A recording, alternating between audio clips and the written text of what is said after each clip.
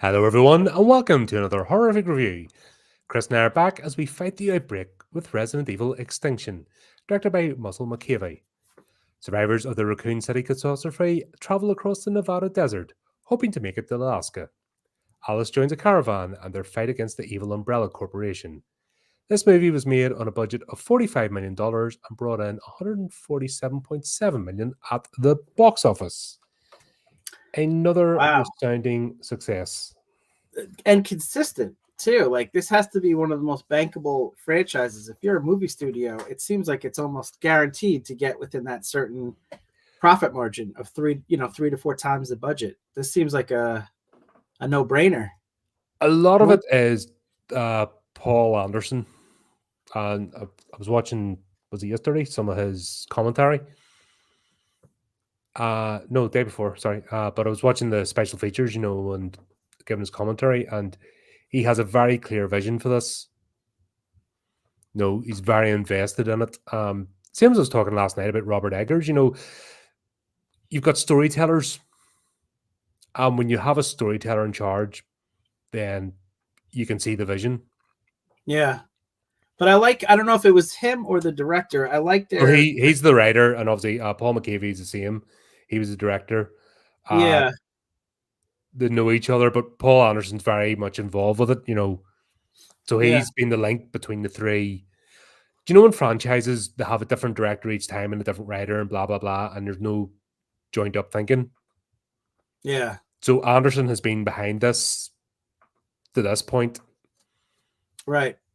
But I do like whichever one of the two it was. I do like their idea to mix it up a little bit. Like a point of difference over the predecessors was this film be shot at during the day. The entire movie is bright in the sun, which I think is cool because it mixes it up. It gives a different take so it doesn't get repetitive. And I thought that was really successful. Apparently they shot in Mexico. Yeah. And like 130-degree heat, and it had like a very interesting post-dystopian, vibe to it that I really liked. It actually came about because Paul Anderson had sat down to watch Mad Max 2 with his nephew. And at the time, nobody had seen Mad Max 2. Like, a lot of that generation hadn't seen it. And obviously, they have now, the reboot with Tom Hardy and that other one, which I didn't bother with. But nobody, the movie had disappeared, and there was a whole generation hadn't seen The Road Warrior. So that's where he's like, God, we got to do this. We got to bring that aspect back. That was brilliant. And you can see it from Dawn of the Dead as well, the remake of Dawn of the Dead. When they did the convoy? I always get the Day of the Dead, Dawn of the Dead confused. Which one? The one in the shopping mall. Oh, okay. They did the remake of the one in the shopping mall, and they decided to build armored buses to get out. Okay, yeah. And that was another callback to Mad Max. Yeah. There's just something about putting armored plates on normal vehicles and snowplows and mad stuff that just, as a kid, yourself, you're like, yay! Yeah, absolutely. All the things that you do in Grand Theft Auto that you can't do in real life. Yeah, that's it. That's awesome. But go ahead. There's loads of practical effects in this. Yeah. There's a wee bit of CGI, but most of it is practical. And I just love the concept. Like, so in the previous ones, it was located in Raccoon City. It was isolated. I do like the idea that this thing is now gone, worldwide, and like the entire Earth, is basically in shambles. And this is only 5 years after the previous movie takes place. And I've always enjoyed those types of, post-apocalyptic, zombie movies, or just in general dystopian futures. To me, I like that stuff. I start thinking about the minutia of it, like how, cause especially I wouldn't survive like a day. So I just get impressed, like how these people are able to survive like 5 years after, because gas expires after 6 months. Like it's crazy. Like the things that you think of are so permanent, are, in life that we take for granted, are so fickle. Canned food is only good for at max up to 5 years if there's nothing acidic in it. What do you do after that? Like I said, gas expires. Like the things that you take for granted are not accessible. you're right back to basics, aren't you? You're growing food, you're hunting, gathering, you're all that kind of stuff. It's that's why not so much now, but back in the younger days, I was an outdoors person, stuff, and the idea of get out, you can build a shelter, you can make fire, you can, do the basics. Yeah. Of that, at least you can function. But I'm no survivalist because just never. It's not my thinking. I like my comforts. Yeah, me too. But yeah, it's just that whole idea that civilization, we all, the thing needs to work, and you can tell somebody that's never struggled in their life want to completely upset the apple cart and turn it all over and stuff, and that because they're the type that wouldn't survive, but they want to set a match to everything, like anarchists and stuff. You know what I mean? They're just idiots. Yeah. Society's complicated, but make it work. It's never perfect. It's funny. I remember when COVID started. At the time we didn't know how bad it was going to get. So I told my wife, I was like, "It's right. I'm gonna provide for the family. I bought all these different seeds and stuff like that. I'm gonna grow food in the backyard so we don't have to go to the store." And let's just say, like 3 months later, with all the different seeds I put together, grapes and tomatoes and all the different vegetables and stuff like that, I had 2 tomatoes for 3 months worth of work. I just had my raspberry bush die. I was doing brilliantly, and I've tried about 3 times now to grow a raspberry bush, and the thing keeps just it blooms, the leaves and all come out, and then just goes thump, and I have no idea what the hell I've done. I'm terrible at that. It's tough. It's tough, man. But I read the original script in this had some flashback sequences depicting the trial at the International Court of Geneva, where the Umbrella executives were convicted for the genocide of the previous movie. But the hearing came to an abrupt end when an army of undead barged into the courtroom. I think that actually would have been really cool. I'm kind of bummed that didn't take place because they really don't show any consequences to the Umbrella Corporation for the previous movies. Well, I think that's kind of the whole point of the games, though. There's a band that are trying to give consequences to the Umbrella. They're fighting against it. They're basically mavericks, small bands, but something happened that's rapidly and this quick. Normal civilization hasn't a chance. Yeah. Do you know what I mean? It's just we're not, and the Umbrella Corporation was seeing this. They're all underground. They're all in their bunkers. They're holed up.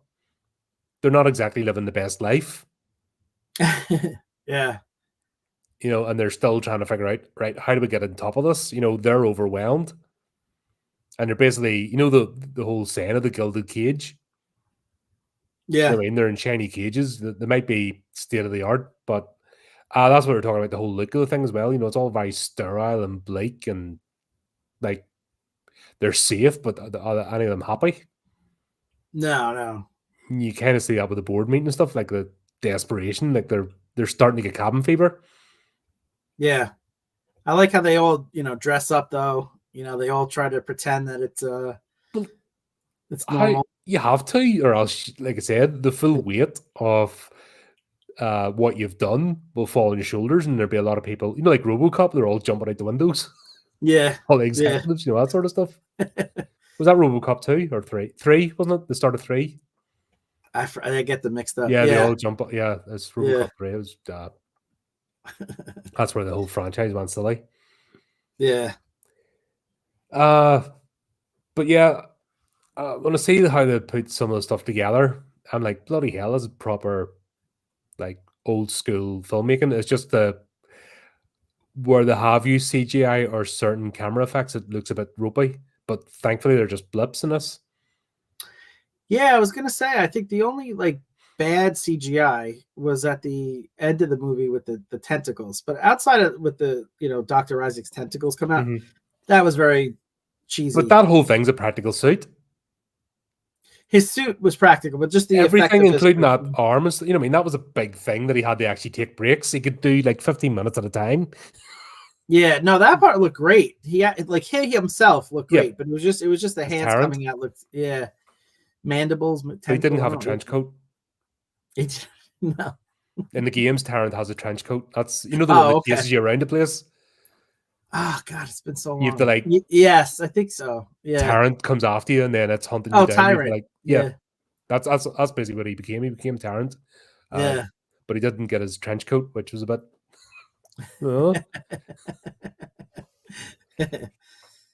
But yeah, there was very limited on the CGI, which was great. All the scenes with the the zombies, coming at them in the buses and the crows, that all was really cool looking. Yeah.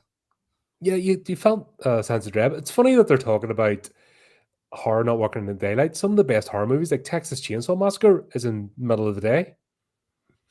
God, what's the other one set in the house? I mean, there's a couple of horror movies that when they decide to do it in the day, just absolutely terrifying, because it shows that the daylight is no respite. Because that's the whole point of a lot of horror movies. It's when the dark, it gets dark, and it's back to us being a diurnal species. It's we go to bed because the nighttime predators come out and we're not equipped to deal with them. Right.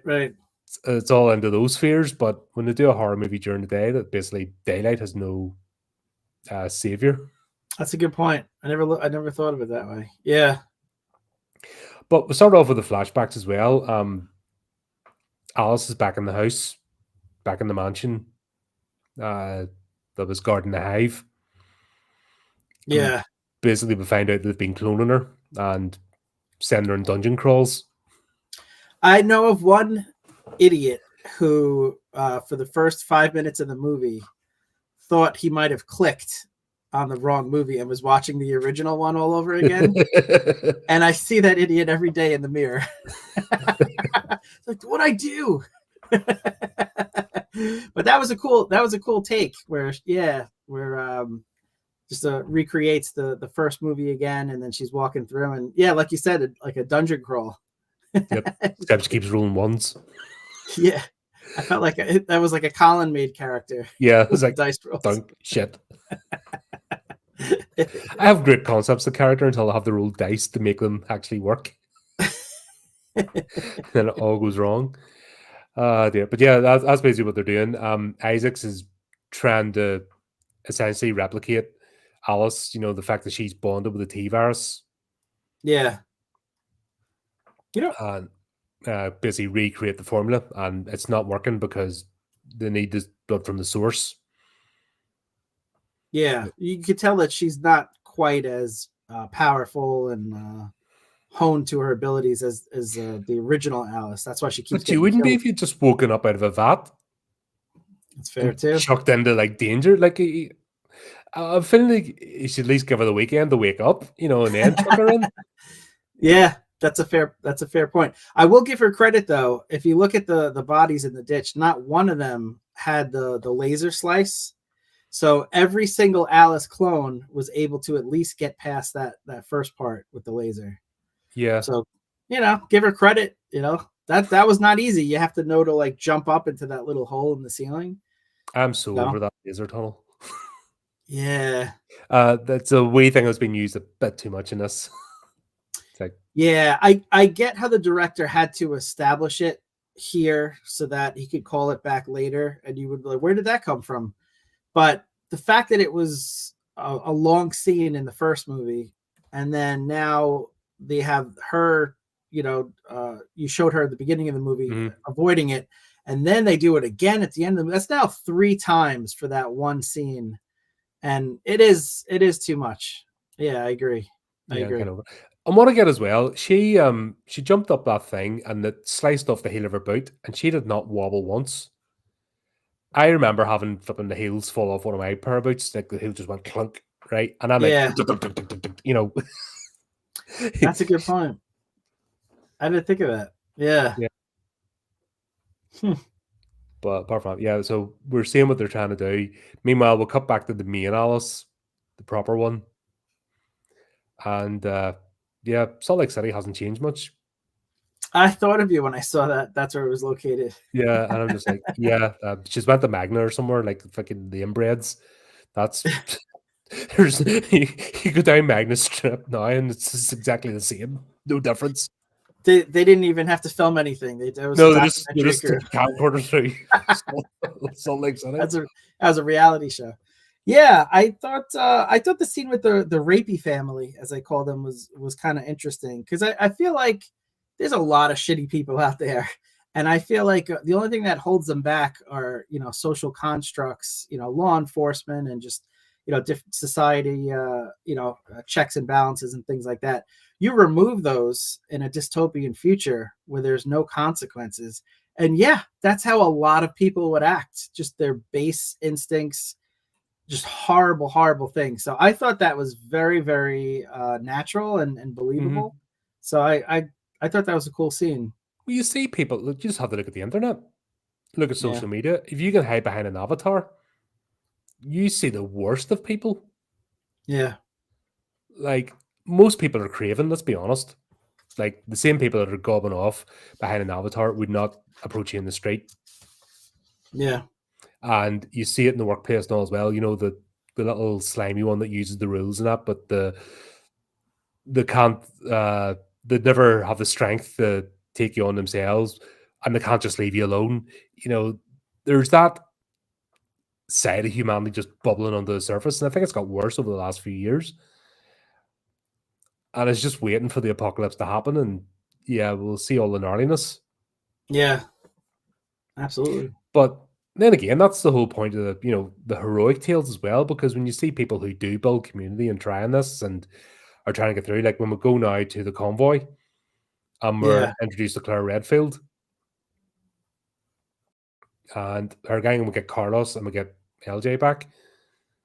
But the whole band, people have basically bonded together. They're making the best out of their situation. They've got a purpose. So while you see the friggin' scumbags who, like the inbred family, basically like a Sawyer family out of Resident Evil. But then we see the other side of it when we see the convoy, and basically they've done with the calm with the situation. They've built the protections, and they're essentially going from place to place, trying to survive and live. And even they've got a bunch of kids, and they're trying to bring up the kids as normal as they can, and interact with them and teach them, and let them thrive. So it's not all bleak and grim. Yeah, I was just going to say, I really love that aspect that they had a convoy of kids with them because, resources are very scarce and they're getting more scarce all the time. Like I said, like the most canned food could be edible is up to 5 years, which is right at the threshold where the movie is. So food supplies are dwindling, and yet they still insist on keeping the kids who are not able to fight as well. They're just holding them back, draining their resources.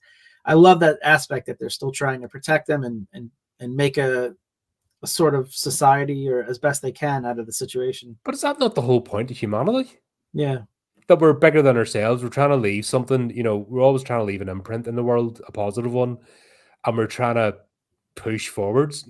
Yeah, like I said, over the last 10 years, something nihilism has taken over, and you've people just indulge in that. But reality is that we're all normal functioning people aren't like that. We want society to thrive. We want to do better. We want to see a future. You want to see the next generation come up and do better than the previous one. That's the whole point of aspiration. Sure. And that's what makes us build. Because if we didn't have that, we'd all be like the Salt Lake family. You know what I mean? If that's what's the alternative? Do you want to be like that or like this? One life is hard. You're struggling, you're worrying. The other is you're basically a pack of rats or a pack of rabid dogs. Yeah. Yeah. Or the third choice where when it starts getting to cannibalism, I would be a tasty meal for an entire family. So you're welcome, Earth. I have a few. I don't know. I liked I like Claire Redfield. That was played by Ali Larder, our good buddy from the Final Destination movies. I thought she was great in this. I remember in the video game, she was like in a never-ending search for her brother Chris, I think. Yeah, because Chris was in the first one. He was the one who went into the mansion.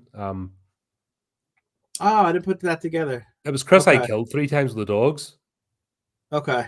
Do you remember I was trying to play and friggin' Oh yeah, yeah, Yeah, I yeah. was playing Chris Redfield, which is The knife was here and the dog was eating you down below. yeah. You would have attacked the crows though. You had the knife ready. Yeah, for the it's the right height for the crows, wasn't it? Yeah. I wonder where Jill Valentine went. Yeah, so I had to look into that because I was disappointed that she wasn't in this either. And I looked it up. So apparently the actress Sienna Gilroy was offered the chance to reprise her role as Jill, but had to turn it down due to a scheduling conflict with the movie Aragon. That's a bad choice. I saw Aragon. That was a bad choice. That was a terrible movie. And the book was great. The book was great. The second one as well. I've read two. Was there like five in the series? There's a long series. I only read the first two books. Yeah, Christopher Paolini. Very, very good books. The movie was awful. So she made a bad choice with that. But so then her character was written out of the sequel, which I guess I'd rather that than pick a different actor or actress. Yeah, I suppose because technically Jill Valentine could have been leading the convoy. You know what I mean? This could have been all reunited. Yeah. But they didn't kill her off, so they left the door open at least. Yeah, I don't know. I haven't seen the sequels. I hope she comes. I can't remember. This is the point where these first three movies I remember very well. Mm-hmm. I remember this sort of the beginning of the next one, but like I said, it's been ages. Oh, cool! So it'll be new for you too. These are all new to me, so that makes it fun. That makes it fun. Yeah. LJ is back. And he has a girlfriend who's just as annoying, but I think they've mellowed out a bit. He's not as in your face this time. Oh, 100%. Which makes sense. 5 years of eating canned beans will do that to a guy.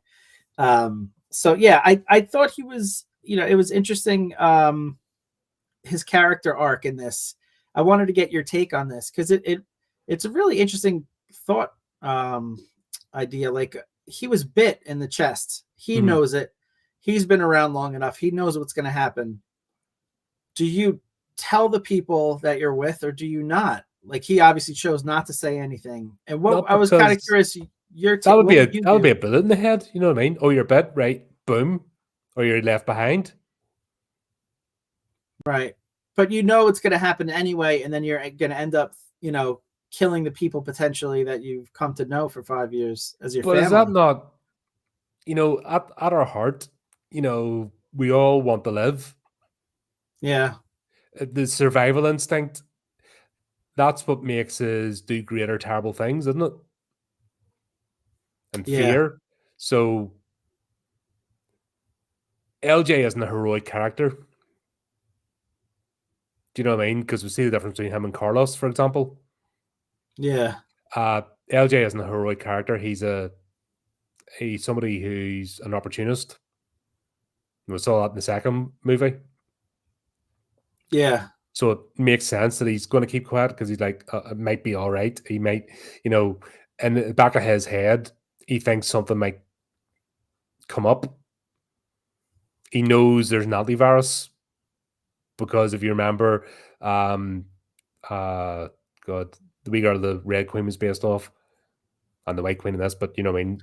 She had a case with the antivirus. So in the back of his head, he knows the antivirus exists. So I could see him internalizing, going, yeah, I might get through this. I might be all right. Let's just hang on. Yeah. Was it Allison? No, Alice is the main girl. Ashley? I forget the little girl. Yeah. I know what you're talking about though. Yeah. So the fact that you would hold out, I'm just thinking about his character. That's his thought process. If you think about how his character's motivated. I was curious what you would do in that same situation. Me, honestly, I'd probably put one on myself. End it, right? Yeah. Like, honestly, my thing is I don't want to end up, like, even just, never mind zombie viruses, I don't want to spend 5-10 years of my life in a nursing home, like, being completely dependent on people. I'd rather go. I value my independence and autonomy too much. So the thought of being taken over or, something else controlling my life and having no choices of my own, doesn't sit well with me. Yeah. So I couldn't live like that. That would break me as a person, and I know it would. So yeah, doing myself a favor. I think that's a good point. I think if it was it's all down to your, you know what I mean? It's no right or Yeah. wrong. That's the thing. It's down to your knowing yourself as a person. Yeah. And we know who LJ is. So what he does makes sense for his character. Oh, it absolutely does. I think if it was myself, I wouldn't want to turn into one of these creatures and potentially kill, one of my, fellow, people that have become family. So I think what I would do is I would lock myself in a room. I would put like a little sign on the outside of the door so that no one, stumbles upon me when I'm a zombie. And I would just say, zombie inside, careful. But if you happen to come across the antidote, here, give me please my name's Chris. Here. Hi. I would say that too. My name's Chris. Hi. I'm probably a zombie now. Only open if you have the cure, please. Exactly. And that's it. I would just lock myself in the room, get myself a nice little pillow, a nice cheese sandwich. I don't know. But that's basically what I would do. I wouldn't do what he did and just not tell anyone and just turn into a zombie and almost kill my friends. But but it makes sense. That's usually that's every zombie movie. There's always somebody that gets bit and they hide it, and it gets revealed, and it's very, very tropey. But for some reason, I forgive it in this because they understand LJ's character. Yeah, and he would 100% be in denial that it's happening to him. Exactly. I agree. It too made cool sense for school. That's his thing, and because we've got a good read in his character from the second movie, that's 100% how he would act. Yes, absolutely. He thinks maybe it won't turn him, maybe he could beat it, or just he's not gonna like think about the consequences. Absolutely. Yeah. But I just thought it was interesting. Yeah. You brought it up. Obviously, the crow scene, and this was amazing. Yes, I love that. So apparently there was only 2 crows that were practical. The rest were CGI. But this is a case of CGI being used very, very well and discretionary, because it wasn't like in your face. They didn't have like a close up of like a crow that was like clearly fake. The whole scene seemed believable to me and absolutely terrifying. Like, that's almost scarier than the zombies because there's just so many of them. Like, you just physically don't have enough bullets, or if you have a sword, like you can't swing fast enough to get them all. Like, that is scary. Yeah, and birds, especially crows, not there, not to be messed with. Like, they're just birds in general. Like one of the most terrifying movies ever made was Alfred Hitchcock's The Birds. Yeah. And he used seagulls and stuff. He had all sorts of birds, and basically what they were. I remember, like back in the day, watching the making of it, and what they'd done was they trained the birds, so they got people running about. But if somebody stopped, the bird was trained just to land on them. And that's all it did. So all the birds were doing just flying, and then landing on people that stopped moving. And then if they moved, they flew off again. And it just putting that with the camera work, it looked amazing. Oh, that's cool. It just shows how simple, but obviously they try and get that many crows and especially bring them out to the desert and stuff. Yeah, it was never going to work. So this is where CGI is useful, and is where it enhances the movie. Yeah. And yeah, it was a terrifying scene. Broad daylight. What can you do? Yeah. Obviously they're faster. They fly. Like, you can't outrun them. It was a really cool scene. Yeah. I love that. And then we find out what Isaac's big plan is. There's sort of cutscenes between that and the Hive and Alice. It's all getting ready for like a culmination, everything coming together. Yeah. Isaac's is not just trying to. He's not just trying to cure the virus, but he's trying to domesticate the zombies. Oh my gosh, that was great. Where he has the zombie that looks like intelligent, and he knows what the phone does and everything like that. And then he gives him like the little puzzle, and then he gets frustrated and ends up killing everybody. You've all seen me playing video games. You've all seen me streaming, haven't you? Fucking what was that? Cry of Fear. I couldn't get up that stupid bloody it was a set of scaffolding, and I could not for the life of me get up that, and oh my god, I lost my shit. So I completely understand the zombie doing it too. That could be you without the T-virus, just a regular day. Yeah, so with that as well. Oh, welcome back, Michael. Happy New Year to yourself. Hey, happy New Year. Thanks for coming, Michael. Yeah. Yeah, that's Michael had to help me out during the Nosferatu, yeah. Review, you abandoned me. But I'm okay. I'm not hurt. No, Michael had some good comments. I watched that back. Yeah. But that's interesting that you bring up Isaac, because I thought that there was more going on than what he was letting on to the the board meeting there. He definitely was doing some research that he wasn't telling them about. And Colin, it got me thinking. Have you been doing the thinking thing again? I've been doing the thinking thing again. Oh, you know that leads, don't you? It leads to craziness. Let's do it. It's a theory. It's a Chris. It's a theory. Chrissy Chris. Chrissy Chris. Chris's crazy theory.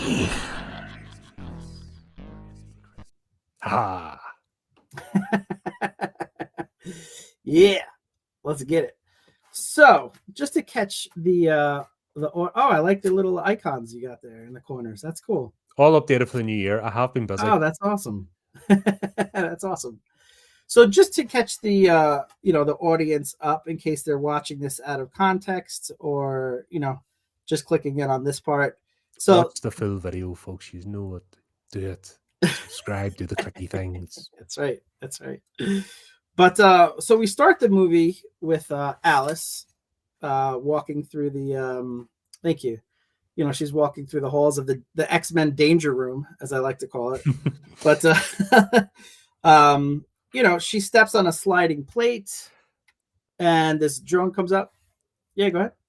No, what disappoints me with the whole scene is she doesn't get told what level. Like, she should at least get the congratulations of level 2.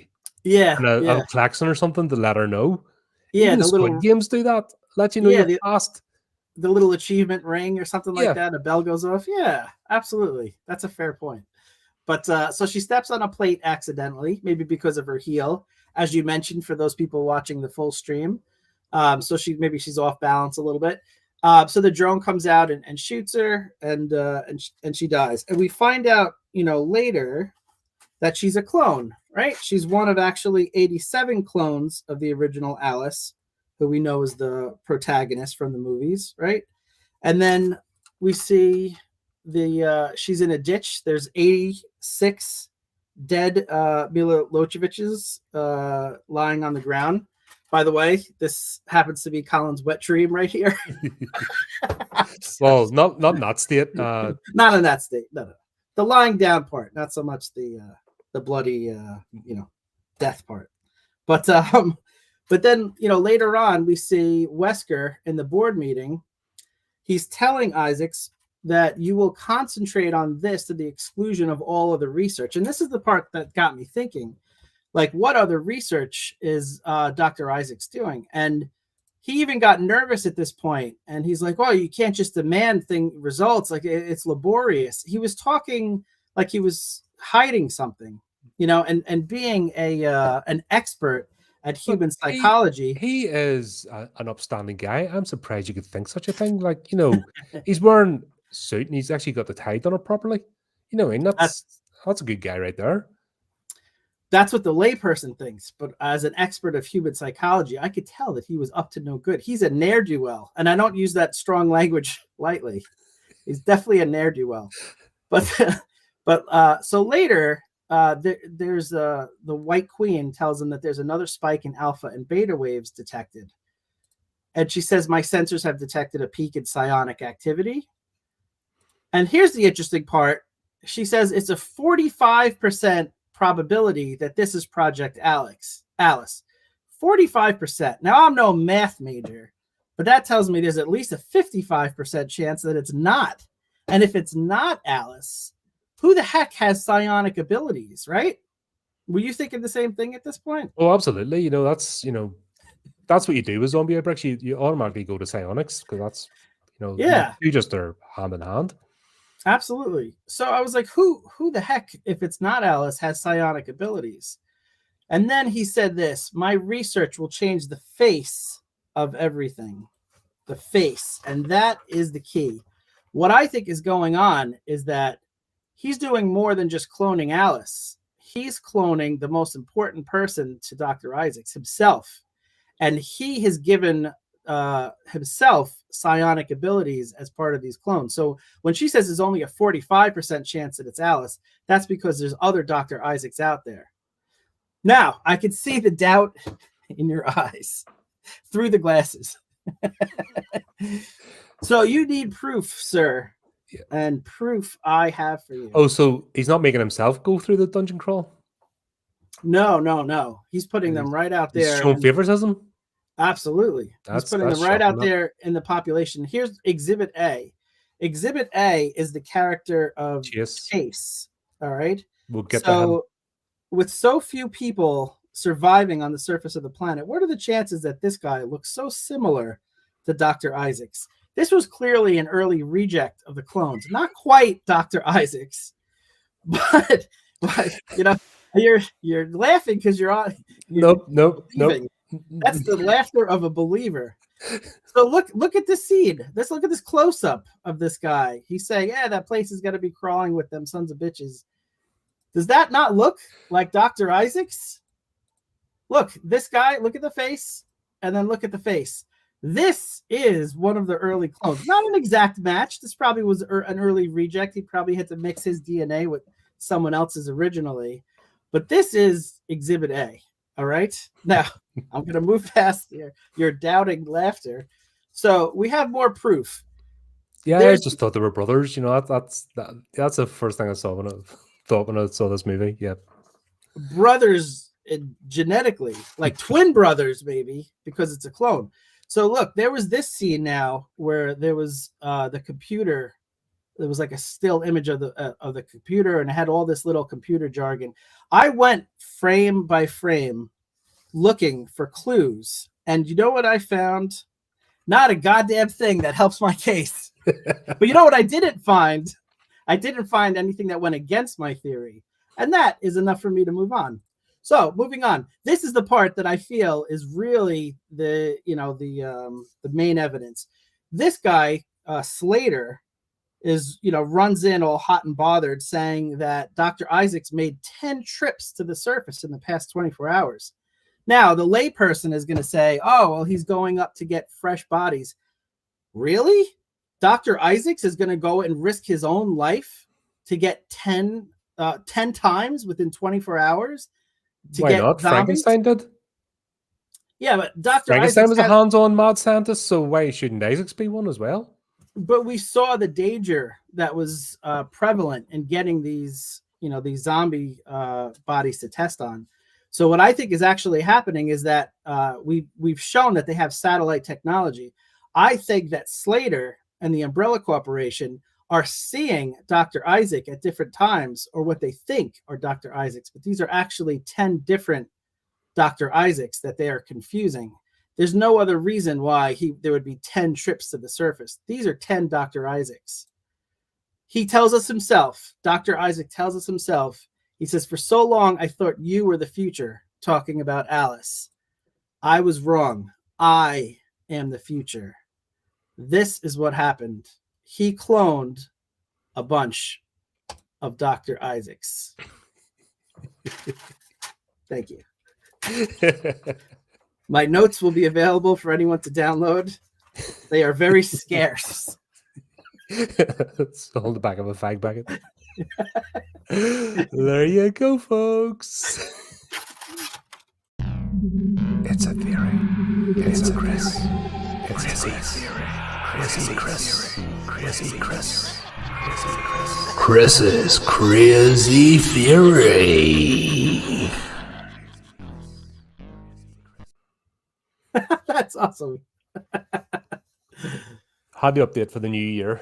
Oh my god, that's awesome. I love that. Nice job, man. I was going to get that. This is the first time we actually see Wesker in a series. And yeah, we'll get fun with him later on in the franchise, don't we? I got one person to believe me. Thanks, Michael. Oh god. That's all you need. Misa, Dr. Isaacs. Misa take over world. Oh dear, man. Yeah, Isaacs isn't obviously he's a bit obsessed. Yes. And he's the sort that, like, you can see the rest in the boardroom meeting are desperate. Like, cabin fever setting in, they're just not, they don't want to live their lives in a bunker. What's the point being super powerful if you have to hide? Right. Not yeah. go to luxury resorts and stuff. You know, they're doing that. I would have liked. He is completely obsessed. He is the modern Frankenstein. Yeah, and I thought he worked well as an evil villain in this. I think sometimes, you know, the villains that are just, especially a scientist, you know, villains that are just over the top evil, like sometimes it just comes off as too much of a trope. But I think it worked well. I don't know if it's a combination of the actor doing a good job or just the fact that it just seemed believable that he was so obsessed with the science of it that he wasn't even, like, he was detached from humanity. You know what I mean? Which is, there are a lot of scientists that are, you know, like that. Eventually they get so. See the scene with the zombies trying to train, and when it goes wrong, he's like, see, is like everybody's disposable, even his own team. Yeah. And you would think that research scientists were hard to come by in this world. Right. But yeah, he's just like, nah. Everything's just a toy to play with. Even the AI is questioning them. Yeah. Like, but even Skynet's going, are you sure you want to do this? We've got a problem. Yeah, when the computer is like, you are effed up in the head. That's not a good sign. Yeah. But I love his plan is basically that, okay, we've started off of how do we test run all these super zombies? Let's drop a few out and play with them. But like Nemesis all over again, you know, right? Okay, why not? Here we go. Let's drop the big ice container. Dunk. Yeah. Just really messed up because there's so few humans left on the surface. Like the fact that you're willing to use them as test subjects, it's just, you know, so messed up. But it works for his character. It's believable because he's been consistent. That's one thing about writing, like whether it's good writing or bad writing, at least have the character be consistent. And from what we knew from the last movie to this one, this absolutely is consistent with what he would do. So there was a deleted scene where that zombie, he was, you know, did the trial run on with the puzzle and that. Yeah. He's out with a cherry picker with one of the security guards picking him up. Huh. And he's busy very much going, no, back a bit. I want a fresh one, you know, back a bit. But the scene actually explains what he's about. Right. But I can understand it being cut from the main movie because it doesn't really add anything. But him with the security guard, and the security guard's got like the snare, and he's like, no, back a bit. Right, I want that one, you know, and he's nice and fresh. And that's basically the way Isaac's mind works. Right. So you can see it with him. That is cool. But yeah, it drops the ISO container. And have our friends not learned that ISO containers getting dropped from helicopters is not a good thing? Yeah. Oh, you're talking about like when the zombies were hiding inside that big box? Yeah, that's sorry, they're called ISO containers. Oh, okay, sorry. Yeah.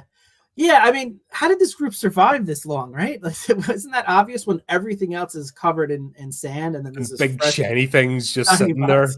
There? Yeah, it's not a trap. Yeah, that was hard, and they were not like set up properly. Like you would think, like they would be, you know, like a trained, you know, unit at this point where they have like the gun aimed on it, like that heavy, you know, Gatling gun or flamethrower or whatever they had at the top of the. Yeah, like they weren't like set up in case something went wrong. Like, they just all started running away, and it was hard to imagine that this group had been together so long. Yeah, just like, come on, guys, you know the score. You've been here before. Like, everything should be getting emptied into that small space before they get out. Yeah. Yeah.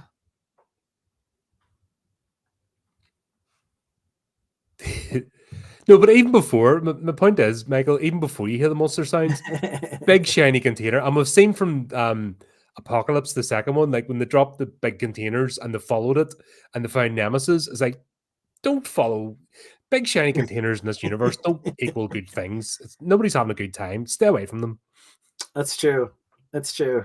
Maybe they thought it was like a video game, or was it like Hunger Games and movies like that where they drop the food? Oh, they get drop supplies and they get drop supplies. Yeah, they get points for it. Yeah, yeah, that was tough to believe. That was tough to believe. They were not prepared for that. But do you know what was even more tough to believe?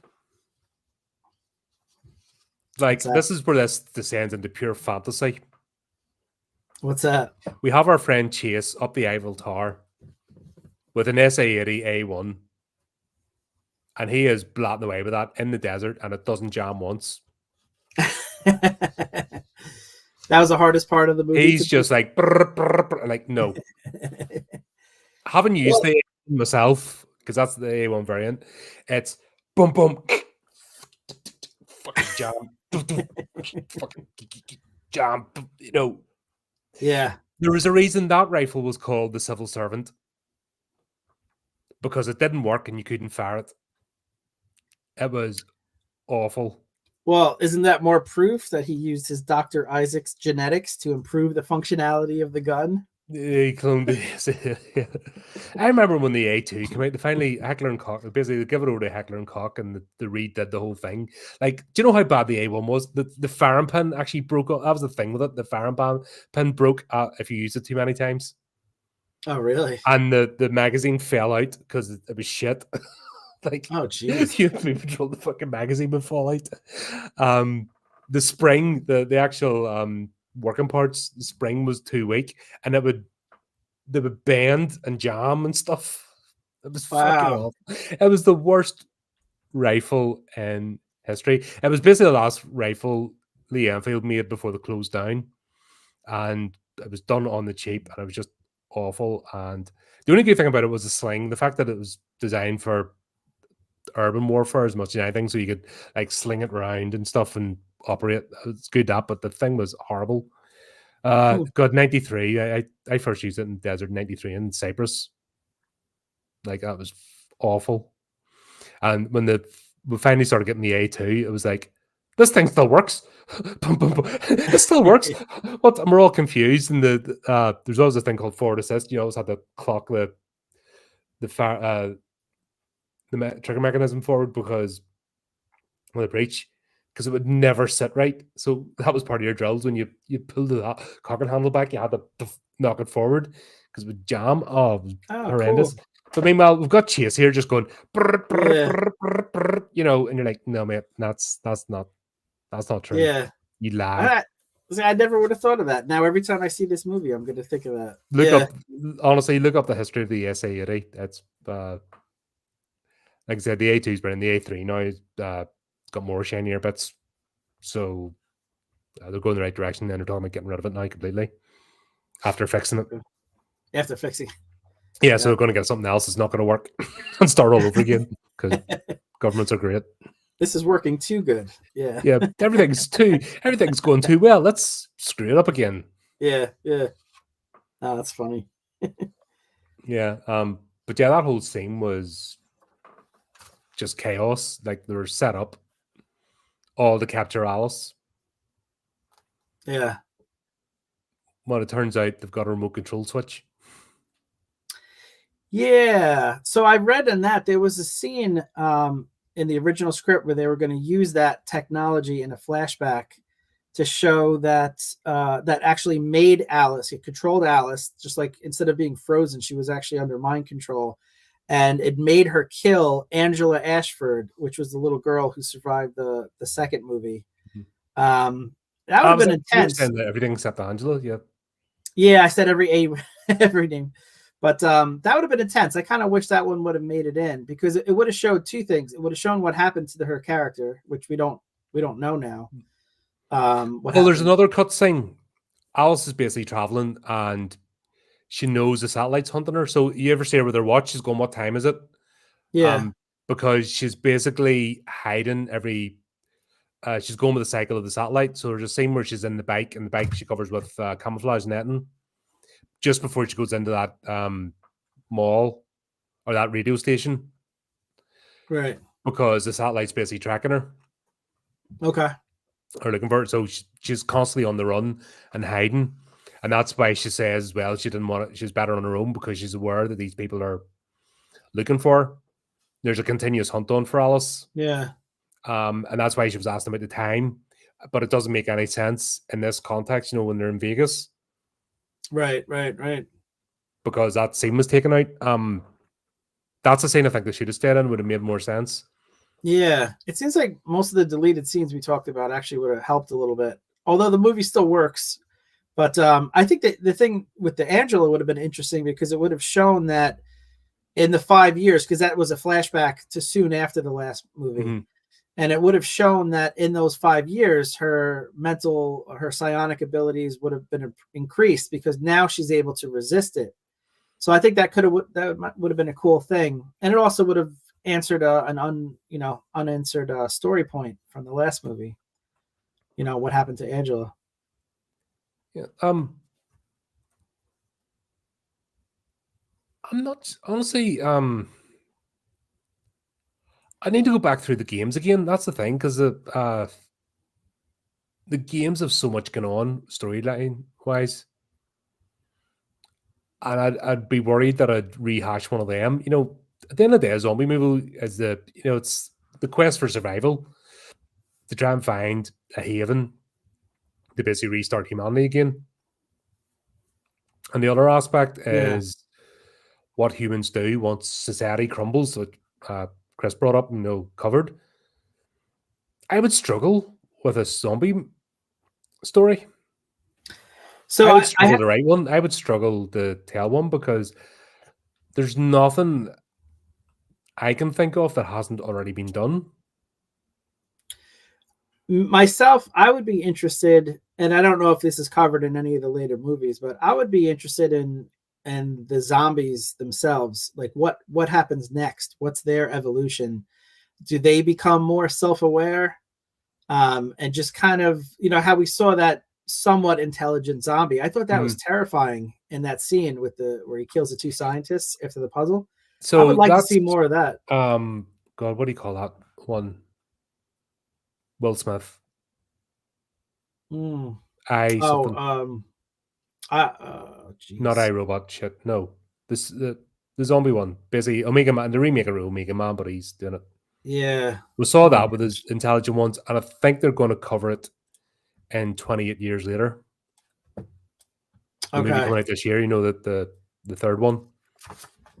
So I think they're already playing about. And God, if you want to see a really bad one with Nicholas Hoult, Warm Bodies. Oh, I actually did see that. Yeah, it was funny. I Am Legend. There we go. I Am Legend. Yeah, I knew it was an I thing. That was gonna bother me. Yeah. Yeah. Oh God, they're making a sequel to that, and they're using the alternative ending, which was, if you've ever seen that, is awful. Yeah. I Am Legend alternative ending is just shit.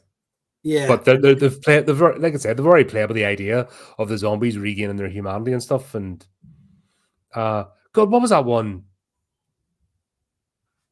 Die Alone. I covered recently there with Carrie-Anne Moss.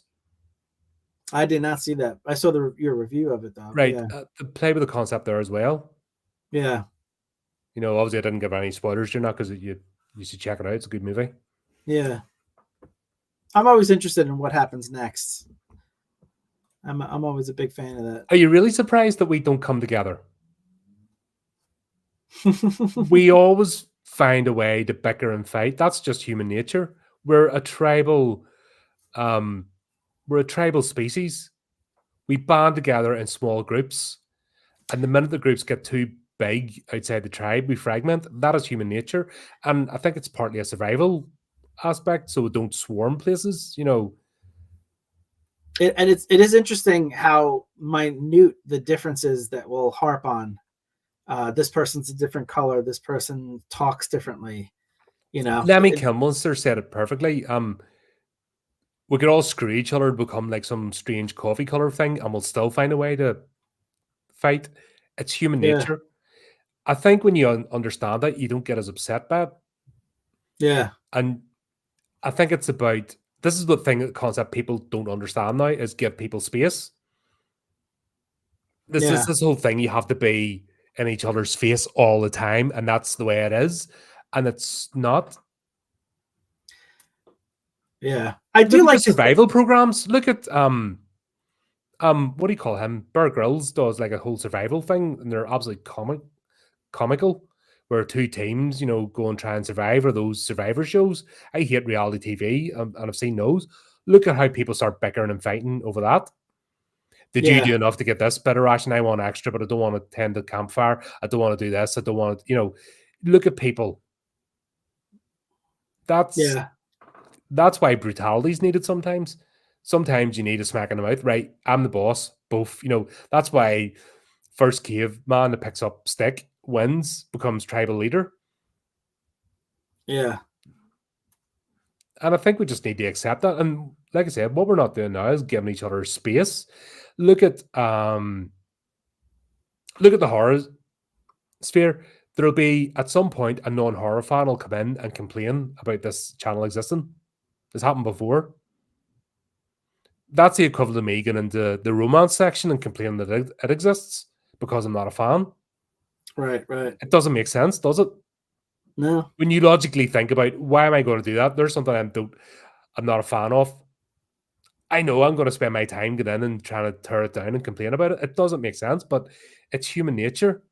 People do operate like that at their base. I think we could overcome it in bits and pieces. Like, it's fleeting though. Like, I feel like if there was a zombie apocalypse or like an alien invasion, I think there would be a short time frame where we would forget about borders and which country and whatever, and we would all kind of band together, but it would go away so quickly, way before the problem was even solved. So World War II, beginning of the Cold War. Exactly. And every other conflict. You know what I mean? It's human nature. We are who we are. Short memories. Yeah. That's how we operate. And I think the thing is, if you understand that, then you don't get as annoyed as people that try to deny human nature, that we are an animal. We do act in packs or herds. You know, some people are more inclined to be a part of the herd. Some people operate in packs. That's why you've got predators and prey. It's who we are. Yeah. That's true. A lot of poems about that aspect. And covered it. Yeah. I've looked at the whole herd mentality of people, and it doesn't matter. You can look at any scenario, put people in it, and will never change. But that's good. We're seeing both aspects of this here. We see the control, we see the corporation trying to control, and that we see people devolve completely into, pure predators, and then we also see the fleeting spark of humanity. I think that's why this movie works so well. Is it doesn't take one stance and beat you over the head with it. It shows both aspects of it. Yeah. Multiple aspects. You're seeing 3 different angles at least. Could you see, like I said, you see the ones in Salt Lake, the rapey family. We'll see the convoy just trying to find, just trying to survive. They're not trying to do anything. They're not trying to take over. They're just trying to exist. We see the corporation trying to, how can we be in control again? Because that's the only motivation they have in life, is the control. Yeah. I would have liked to have seen more of that underground society that the board was, controlling. Yeah. Like I think they're going to build up that. Okay, I hope so. I hope they show that in the future movies, because I was curious if it was going to be like the Matrix Reloaded and Revolutions, where it shows like Zion, the underground city, and just like, the conditions, how terrible they were, but at least people were surviving. Like, I was very curious, and we didn't get any of that. But if it's in the sequels, that's fine. Well, Zion looked actually quite nice. Oh, those people were struggling for food and stuff like that. I mean, they were making do, but no sunlight. It was tough to get crops. And, yeah. I don't know. It didn't get. I saw the struggle on the ships, like in Nebuchadnezzar and stuff. But I saw Zion itself as being, and they used religion to hold people together. They made it like that's why the whole religious undertones of that as well, because that's what they used. Because how do you get through this? Yeah. Morpheus essentially became a prophet. That's how people mentally. That's how you get through this in the face of annihilation. We've seen a bit. I'll go back to Road Warrior because this is very much based on Dawn of the Dead and Road Warrior. Sort of combined. And the writer Anderson said that himself. Two major. And look at Road Warrior. Look at the sort of pseudo religions that came into place. God, I've that they're I can't remember was he called the Tyrant? The big guy in all leather. They essentially became a cult, and that's how they survived. Right. And you can see a bit of it here.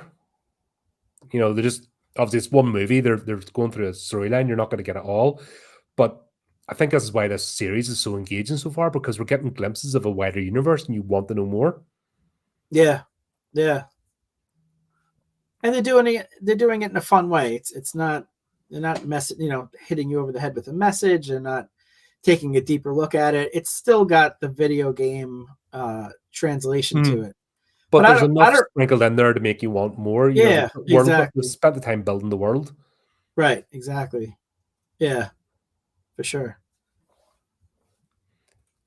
But then obviously things go wrong, and we'll see a contrast here between what happened when LJ got bit and what happens when Carlos gets bit. Yeah, this was a bummer for me. Carlos was the first character in all three movies that I was genuinely sad when he died. I really took to his character. They did give him a good death scene, but the actor, I'm blanking on his name, but he was an actual Israeli military, so he had that believability and authenticity when he, in the movements, the way he was fighting and stuff like that. And I just really gelled with his character. That was sad. But yeah, the way he did it was as good as you could do. I mean, they gave him a good death scene. What else can you do? Take out as many as you can. You go quickly and painlessly. For people who haven't seen the movie, basically, he's bit. He knows he's about to turn into one of them, so he drives the truck, takes out a whole bunch. You should be watching the movies before coming on these reviews. This is why we post them ahead of time to give you a chance, folks. Watch the movie and then join in the conversation. Yeah, but I mean, he even finds a blunt, Yeah. So right before he explodes, at least he went out on that was set up earlier on, wasn't it? Yeah, they said the whole everyone asked Claire. They're all she's reading around asking for cigarettes. Yeah, down to the last one. So we had a wee bit of a setup for that. Yeah, I don't think they were asking for cigarettes. I think they were asking for funny cigarettes. Because what else are you going to do in this world? Well, once again, that's you find your entertainment where you can. But yeah, it was a good scene. That was all done practical as well. I looked at The only bit was the explosion itself. The explosion was done practically, but when they melded it, it looked a bit off. Oh, okay. I thought it worked well. Yeah, and it was nice to see him go out on a high note. That one's for Steve.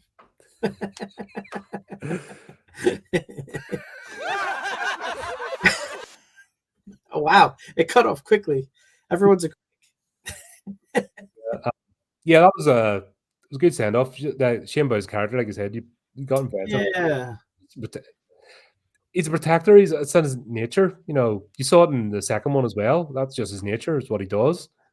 But once again, we're seeing different aspects of how people react in this. It's not just a one-note wonder. Yeah. One of my few criticisms of the movie, and it's very minor, was that the second movie ended with a lot of great story beats to carry over and characters that survived. So you wanted to know what happened to Carlos and even LJ and Jill Valentine, and there was Dr. Isaacs was a great villain to set up for the next one. You really don't have anyone besides Alice that survives. I know Claire does, but she went off to Alaska. Carlos died, LJ died, even Isaacs died. you only got a brief, flash of Wesker, not really very compelling as a hook to come back, for the sequel. So I think the second one ended better as far as like enticing you to come back. Yeah. This one, as good of a movie as it was, there's not like a lot to draw you into coming back. And I think it's where there's complaints, and I can sort of feel it myself because I can barely remember the last three movies. They kind of meld into one a bit. Okay. And I need to, this is something we'll obviously discuss when we do the next one, is the changes in that. I'm worried it might be a Tremors sort of affair. Oh boy. Maybe Anderson was out as a writer because it's Anderson's held us together for these three. I need to now find out, because I think the last three went straight to DVD at the time. Which is crazy because they're so successful. Something's happened, and that's why we do these things though. So we can look in and go, what the hell happened? Yeah. I could be wrong, but I definitely think for the last two, they fell off the wheels a bit. It got a wee bit silly. Okay. But I can barely remember. I'm gonna look into the. Yeah, it makes sense, doesn't it? You want that continuity. You want that. You want to follow the band. The whole point of storytelling is you're taking a snapshot. What they've done great is they built the universe. But you want the snapshot. You want the hero's journey. You want the, how does this band go? You don't want to restart every movie and get to know people. Right. And it's okay for some turnover. Like you do want the danger of one of your favorite characters could die at any moment, like Carlos did. But you have to introduce new ones that transfer over. Build them up. Kmart was one that they built up. Yeah. No, and she was a potential, but I don't think she got enough. Because there's a lot going on in this movie. I think that's part of the problem.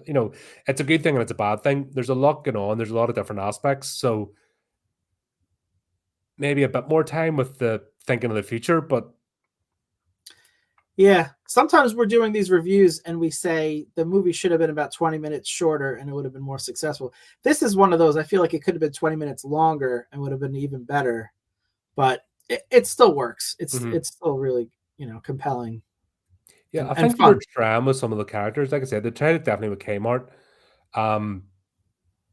The built-up Chase, for example, but he didn't survive. There's a lot of them like that they brought them up. So yeah, I totally agree. I see where you're coming from. Is it the alien effect where they can't get past, they can't get past Alice as a character? Is it the alien effect where they couldn't get past Ellen Ripley to the detriment of? Is this where we've got the third good movie that will maybe start to fall down? Yeah. That's something obviously we'll explore. Yeah. It's good to come back to these. But yeah, we'll see the whole Isaac's turned into Tarrant. He got bit because they basically they realize what he's up to. They go to get the helicopter. They find the secret base. We get the whole end of busy at the level body.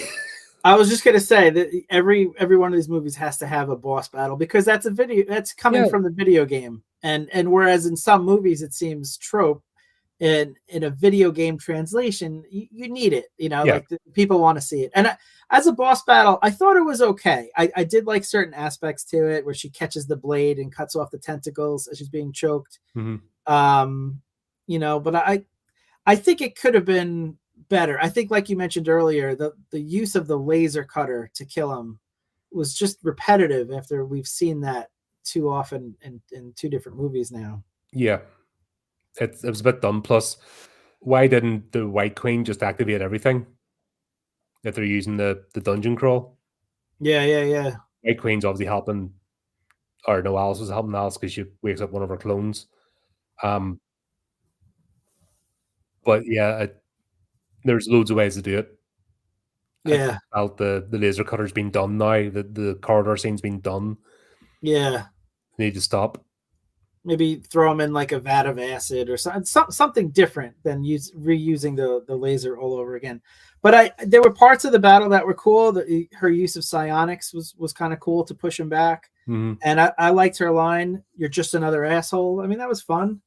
Like there were parts of the boss battle that worked well. But I thought in general it could have been done better. Yeah, and then it sets it up. Obviously, there's two Alices now, and they're going to wake up the rest, and they're going hunting. going to take down Umbrella. Yeah, I think that's all you need as Colin for a sequel, right? It's just 87 Alice's. I haven't seen the sequel. Okay, so what I want is the intro to Slumber Party Massacre. If you've seen that. No. That's what I want, but I didn't get that. So we'll talk about that in the next one.